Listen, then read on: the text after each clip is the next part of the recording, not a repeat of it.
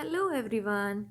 So today we will do the chapter first, Nature and Significance of Management from Business Study, class 12, CBSE board. So without wasting much of time, let's get started. So what is management? Management is a process of getting work done with the aim of achieving the goals of an organization in effective and efficient manner. यानी कि जो management होता है वो एक process होता है जिसमें क्या होता है कि हम जो चीज़ को हासिल करना चाहते हैं उसे हम हासिल करते हैं पर दो तरीकों में। पहला तो होता है एफिशिएंट और इफ़ेक्टिव मैनर। एफिशिएंट का मतलब होता है कि हमें मिनिमम कॉस्ट होना चाहिए और इफ़ेक्टिव का मतलब होता है कि हमें जो काम करना है उसको समय पर करना है।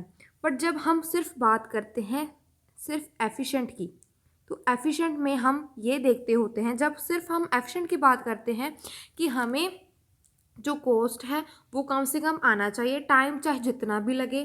एंड जब ऐसे ही हम इंडिविजुअली इफ़ेक्टिव की बात करते हैं तो हम ये देखते हैं कि हमें टास्क को टाइम पे कंप्लीट करना है, कॉस्ट चाहे जितना भी आए।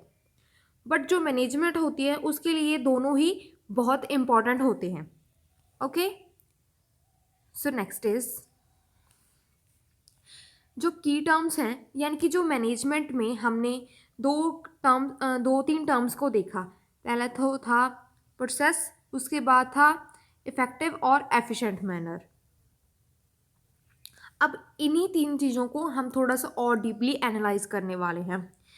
So what is definition of management? जैसे कि मैंने आपको बताया, हमने तीन चीज़ें देखी। पहला था प्रोसेस, फिर इफेक्टिव, फिर एफिशिएंसी। प्रोसेस का मतलब होता है जो इंटरलेशन होता है, जो डिफरेंट फंक्शंस होते हैं मैनेजमेंट के, उनके बीच में। मैं आपको बता देती हूँ, जो मैनेजमेंट के फंक्शन होते हैं वो 5 फंक्शन होते हैं: planning, organising, staffing, directing, controlling. ये नेक्स्ट चैप्टर्स भी है आपके जिनको हम डिटेल में पढ़ेंगे, बट यहाँ पे हम सिर्फ इनका एक व्यू सा लेने वाले हैं, एक आइडिया सा लेने वाले हैं। सो प्रोसेस क्या होता है? जो हमारे मैनेजमेंट के 5 फंक्शन हैं इनके बीच में जो इंटरलेशन होगा उसे हम प्रोसेस कहते हैं। इफेक्टिव यानी कि completion of the given work in the required time. जैसा कि मैंने आपको बताया, इफेक्टिव का मतलब होता है जो हमें काम करना है उसको हम दिए गए टाइम में ही कंप्लीट करना है, कॉस्ट चाहे थोड़ा सा ज़्यादा भी आ जाए तो हम उसे देख लेंगे। एफिशिएंसी क्या होती है? यानी कि काम को कंप्लीट करना है मिनिमम पॉसिबल कॉस्ट के साथ। Okay, so what is process? Process means the interrelationship among the basic functions of management, such as planning, organizing, staffing, directing, controlling. None of the functions can be performed in isolation. यानी कि आप ऐसे तैसे नहीं कोई function आप perform कर सकते, आपको इनको एक अच्छे क्रोनोलॉजिकल ऑर्डर में ही, और या कह सकते हैं सीक्वेंस में फॉलो करना होता है। इफेक्टिवनेस और एफिशिएंसी भी हमने देख ली है। अब इनको थोड़ा सा की रिजल्ट में और देख लेते हैं। Greater benefits with less resources, yes ये हम कह सकते हैं। तो ये कौन सी हुई? एफिशिएंसी। एग्ज़ाम में आपको ये मैच इन द फॉलोइंग में आ सकते हैं कि बताएं ये कौन सा है, यानी मैचिंग करके उसके बाद आपको क्लूज ढूंढने होंगे। एंड उसके बाद same benefits with the less resources, यानी कि एफिशिएंसी। ज़्यादा रिसोर्सेज को यूज़ करना यानी कि एफिशिएंसी। सेम बेनिफिट्स को कम रिसोर्सेज के साथ करना, efficiency. Less benefits even with more resources, inefficiency. यानी कि ज़्यादा कम रिसोर्सेज के साथ ज़्यादा बेनिफिट लेना, ये भी एफिशिएंसी कह सकते हैं। सेम बेनिफिट लेना कम रिसोर्सेज के साथ, ये भी एफिशिएंसी है। बेनिफिट्स कम लेना, रिसोर्सेज ज़्यादा वेस्ट करना, ये इनएफिशिएंसी होती है। So next is interrelationship between effectiveness and efficiency. ये आपको 3 मार्क में आ सकता है या फिर केस स्टडी की फॉर्म में, बट या एज पर नाउ जो एग्ज़ाम होता है उसमें ज़्यादातर यानी कि सीधे क्वेश्चन आपसे नहीं पूछे जाएंगे, कॉम्पिटेंसी बेस्ड ज़्यादा पूछे यानी कि पहरा दे दिया, रियल लाइफ एप्लीकेशन टाइप कह सकते हो आप। Interrelationship between efficiency and effectiveness. So what is both effective and efficiency are the two prime inputs for achieving an organization's goal. However, trade-off has to be often made between them. हाँ, कभी कभार दोनों में fluctuation हो जाती है कि कभी कभी हम एफिशिएंसी ज़्यादा कर लेते हैं, इफेक्टिवनेस कम कर देते हैं, या इसका ऑपोजिट कर देते हैं। पर जो दोनों होते हैं वो प्राइम इनपुट्स होते हैं ऑर्गेनाइजेशन के गोल को अचीव करने के लिए। इसका मतलब है कि अगर ऑर्गेनाइजेशन एफिशिएंसी को अचीव करने में एम करती है तो उसे कॉम्प्रोमाइज़ करना पड़ता है इफेक्टिवनेस पे। और ऐसे ही इसका ऑपोजिट भी होता है कभी कभी, यानी कि जब एक ऑर्गेनाइजेशन इफेक्टिवनेस चाहती है तो एफिशिएंसी कभी कभी कम हो जाती है। सो या नेक्स्ट इज, ये कुछ एग्जांपल्स दी हुई हैं, आप इसको बाद में पढ़ सकते हो। सो अब हम करते हैं, ये देखिए ये डायग्राम बहुत अच्छा दिया गया है यहाँ पे कि जब इफेक्टिवनेस और एफिशिएंसी को हम मिलाकर काम करते हैं तो अचीवमेंट ऑफ गोल होती हैं जो बेटर वे में होती है। सो आप ये डायग्राम अपनी कॉपी में ज़रूर बना लें। एंड उसके बाद क्या होता है, यहाँ पे आ जाते हैं कुछ फीचर्स और करेक्टरिस्टिक्स। ये इंपॉर्टेंट है एग्जाम पॉइंट ऑफ व्यू से, तो आप इनको ज़रूर याद रखें। Features characteristic of management: all pervasive, goal oriented, continuous, dynamic, multi dimensional, intangible, group activity. All pervasive का मीनिंग होता है यानी कि प्रेजेंट एवरीवेयर, यानी कि हर जगह आपको ये देखने में मिलेगा।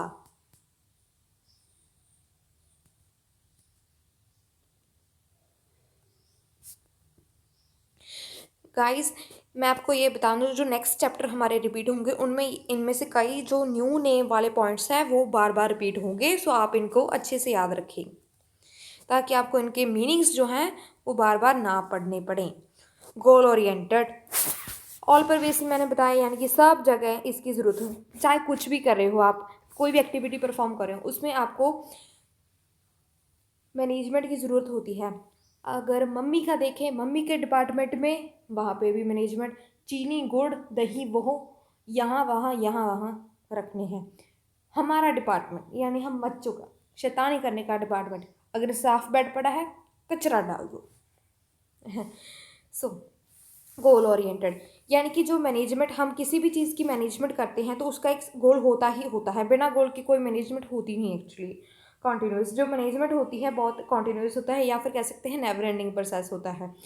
एक जब हमारा गोल अचीव होगा तो हम नेक्स्ट के लिए परस्यू करेंगे, वो ख़त्म होगा देन फर्दर फर्दर, और ये साइकिल चलती रहती है और ये ना ही ख़त्म होती है। डायनामिक, डायनामिक यानी कि जब इन्वायरमेंट चेंज होता रहता है तो मैनेजमेंट में भी हमें थोड़े से बदलाव लाने पड़ते हैं। जितनी हमारी अडेप्टेड टू चेंज मैनेजमेंट होगी उतना हम ग्रो कर पाएंगे, प्रॉफिट कमा पाएंगे एंड सर्वाइव कर पाएंगे। अगर आप सिर्फ एक एस्पेक्ट को देख के प्लानिंग कर रहे हो, मैनेजमेंट कर रहे हो, देन अगर उसमें कोई चेंज आ गया तो आपकी प्लानिंग या फिर मैनेजमेंट फेल हो जाएगी। इसीलिए जो मैनेजमेंट की, जब हम किसी भी चीज़ की मैनेजमेंट करते हैं तो हम उसको डायनामिक नेचर को अपने दिमाग में रख के करते हैं। मल्टी डायमेंशनल, यानी कि जो सिर्फ एक चीज़ के रिलेटेड नहीं होती है मैनेजमेंट, ये 3 चीज़ों के रिलेटेड होती है जो मैनेजमेंट होती है: वर्क, पीपल एंड ऑपरेशंस। इनको डिटेल में नीचे पढ़ेंगे। इंटेंजिबल, यानी कि जो मैनेजमेंट है उसको आप फील कर सकते हो, महसूस कर सकते हो, पर आप इसको देख नहीं सकते। इंटेंजिबल का मतलब ये होता है। ग्रुप एक्टिविटी, सिर्फ एक इंसान मैनेजमेंट को नहीं परफॉर्म कर सकता, इसके ये ग्रुप एक्टिविटी है जो रल मिल के की जाती है। I am Punjabi so that's why sometimes my accent changes into Punjabi, sorry for that. So next is, अब हम इनको ही थोड़ा सा डिटेल में पढ़ेंगे। All pervasive. Pervasive implies practiced and followed by one and all. Management is practiced and needed by all organization irrespective of their geographical location and whether they are large or small, whether they are for economic, social or political interest, whether they are located in rural urban areas. कोई भी कैसी भी जगह हो, गांव हो, शहर हो, पॉलिटिकल हो, लीगल हो, सोशल हो या कुछ भी हो, कोई फ़र्क नहीं पड़ता, लेकिन मैनेजमेंट होती है वो हर जगह ज़रूरत पड़ती है। गोल ओरिएंटेड, यानी कि जो मैनेजमेंट होती है वो एक कॉमन गोल के लिए की जाती है। for achieving the common goal of the organization.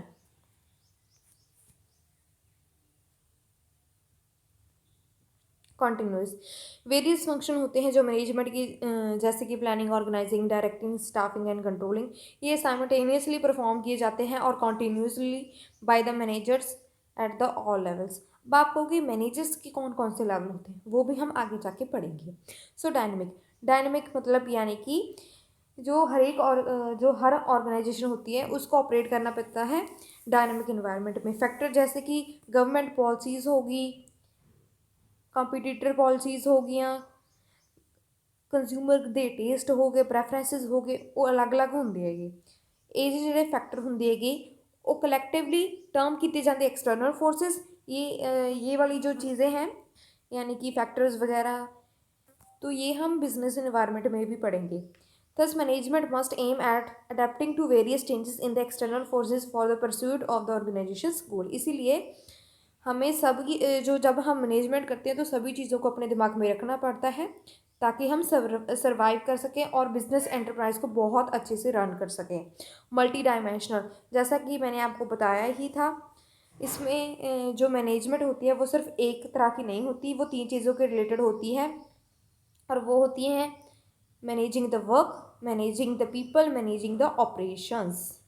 Operations यानी कि एक पे सीक्वेंस वाइज एक ख़त्म हुआ तो दूसरा करना है। मैनेजिंग ऑफ द पीपल यानी कि इसके पास ये स्किल है तो हमें इसको उस तरफ लगाना पड़ेगा, स्पेशलाइजेशन लगानी पड़ेगी। मैनेजिंग द वर्क यानी कि ये काम को ये करेंगे, वर्क को अच्छे से डिवाइड करके रखना है। इंटेंजिबल जैसा कि मैंने बताया था यानी कि cannot be seen, cannot be touched, but we can feel it.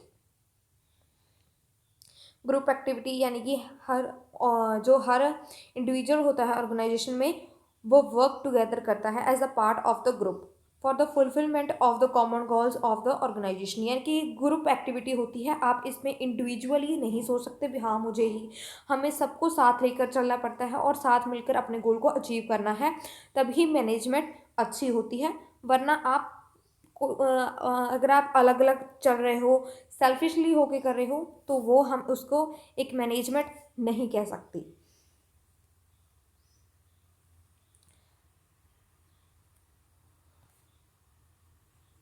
ये हमने कर लिया था management of work, people and operations. जब आप दोबारा पढ़ोगे अपनी बुक से यानी कि जो भी आपके पास बुक है यानी कि एनसीईआरटी या फिर कोई किसी और की, देन आप उससे रीड कर लेना। मैं आपको जस्ट बेसिक्स इसके पढ़ा रही हूँ, उसके बाद आपको एक बार तो रीडिंग लेनी पड़ेगी ताकि आप भी इफ़ेक्टिव और एफिशिएंट हो जाओ अपनी पढ़ाई में। सो नाउ तो अब हम आ चुके हैं ऑब्जेक्टिव्स ऑफ मैनेजमेंट पे।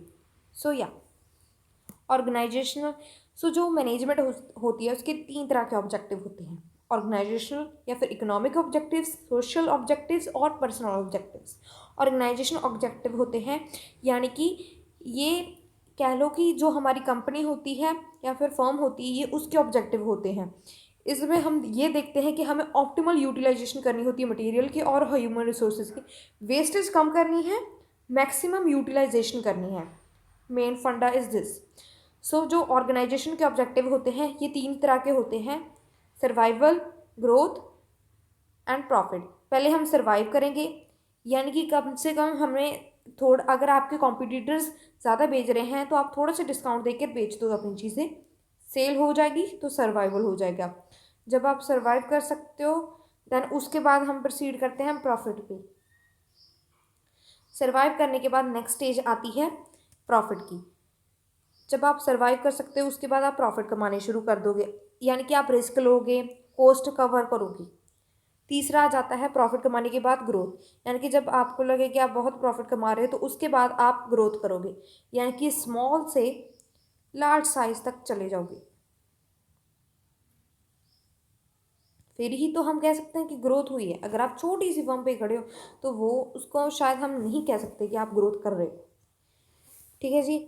उसके बाद आ जाते हैं सोशल ऑब्जेक्टिव। सोशल ऑब्जेक्टिव होते हैं यानी कि जो भी हमारा बिजनेस होता है उसकी कुछ रिस्पॉन्सिबिलिटी होती है सोसाइटी के टुवर्ड्स।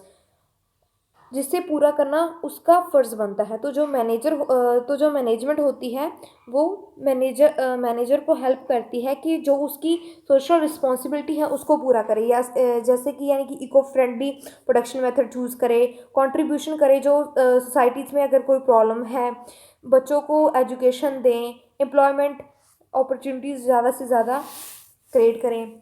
सो ऐसा कुछ यानी कि सोसाइटी के लिए करना है। तीसरा आ जाता है पर्सनल ऑब्जेक्टिव, यानी कि ये ऑब्जेक्टिव होते हैं एम्प्लॉयज़ की, यानी कि जो एम्प्लॉयज़ होते हैं उनको सोशल रिकॉग्निशन मिलनी चाहिए, उनको अच्छा इन्वायरमेंट मिलना चाहिए, उनको अच्छी सैलरी, अच्छा बोनस दो, यानी कि वो भी खुश फील करें, यानी कि उनको लगे कि हाँ हमारी वैल्यू है, हाँ हमें भी कुछ समझा जा रहा है, हम भी, हमारा भी अच्छा कंट्रीब्यूशन है। जब तक एम्प्लॉय खुश नहीं होंगे तो इन्वायरमेंट जो है हमारे बिजनेस का वो इतना अच्छा नहीं होगा। So what is the importance of management, ये थोड़ा सा इम्पोर्टेंट टॉपिक है, सो ध्यान से करेंगे। आपको बुक रीडिंग लेनी बिल्कुल भी नहीं भूलनी है, इस चीज़ को आप सभी याद रखें। सो इम्पोर्टेंस ऑफ मैनेजमेंट, हम मैनेजमेंट क्यों करते हैं, क्या इसकी इंपॉर्टेंस होती है। अचीवमेंट ऑफ गोल्स, जो एफर्ट्स होते हैं सारे इंडिविजुअल्स के, उसको ऑर्गेनाइज करना है और डायरेक्ट करना है एक कॉमन गोल की तरफ, इसीलिए मैनेजमेंट ज़रूरी होती है। यानी कि सभी जो हमने काम पे लगाए हुए हैं, जब उनका ध्यान कॉमन गोल को अचीव करने में होगा तभी मैनेजमेंट अच्छी होगी। ये भी एक इम्पॉर्टेंस आ गई मैनेजमेंट की। इंक्रीज़ करता है एफिशिएंसी, नेक्स्ट एफिशिएंसी में इंक्रीज़ होगा, यानी इम्प्लाई करता है, यानी कि जो कॉस्ट है उनको कम करना है, प्रोडक्टिविटी को ज़्यादा से ज़्यादा करना है। कैसे करेंगे, ऑप्टिमम यूटिलाइजेशन ऑफ रिसोर्सेज से, यानी कि जो हमने मिनिमम वेस्टेज करनी है, जो रिसोर्सेज हैं उनको इतना अच्छे से यूज़ करना है कि जो वेस्टेज है वो बिल्कुल कम हो जाए, कम रिसोर्सेज में ज़्यादा से ज़्यादा प्रोडक्टिविटी करनी है। Then we have third point is create dynamic organisation, जो मैनेजमेंट होता है वो हेल्प करता है एक ऑर्गेनाइजेशन को ताकि वो अडेप्ट कर सके चेंजेस इन एक्सटर्नल फैक्टर्स, यानी कि एज यू नो जो बिजनेस होता है वो एक कांस्टेंट सिचुएशन में नहीं रिलाई करता, जो उसका इन्वायरमेंट होता है वो डायनामिक होता है, कीप चेंजिंग। जैसे कोई गवर्नमेंट आ गई तो उसके पर्सपेक्टिव अलग अलग होंगे बिजनेस के टुवर्ड, कुछ सपोर्ट करेंगी तो कुछ शायद लिमिटेशंस उसके लिए खड़ी कर सकती हैं। सो दैट्स वाई उसको तो फिर जो वो चेंजेस आ गए उनको अडेप्ट करने में तो जो ये मैनेजमेंट होती है यही हेल्प करती है। सो ये भी एक इम्पॉर्टेंस है मैनेजमेंट की, डेवलपमेंट करती है सोसाइटी की। जो मैनेजमेंट होती है वो जो डेवलपमेंट होती है सोसाइटी की उसको कंट्रीब्यूट करने में हेल्प करती है। कैसे, गुड क्वालिटी प्रोडक्ट्स को बनाना है फेयर प्राइजेस पे और नेक्स्ट सेलिंग करनी है, यानी कि आपको जो एडवर्टाइजिंग करोगे उसमें आपको झूठ नहीं दिखाना है, जो सच है सिर्फ वही दिखाना है। फॉल्स एडवर्टीजमेंट को बहुत ज़्यादा अवॉइड करना है एंड इको फ्रेंडली अच्छे मेथड यूज़ करने हैं जिससे यानी कि सोसाइटी के लिए ज़्यादा से ज़्यादा बेनिफिट्स हो और जो नुकसान है वो कम हो।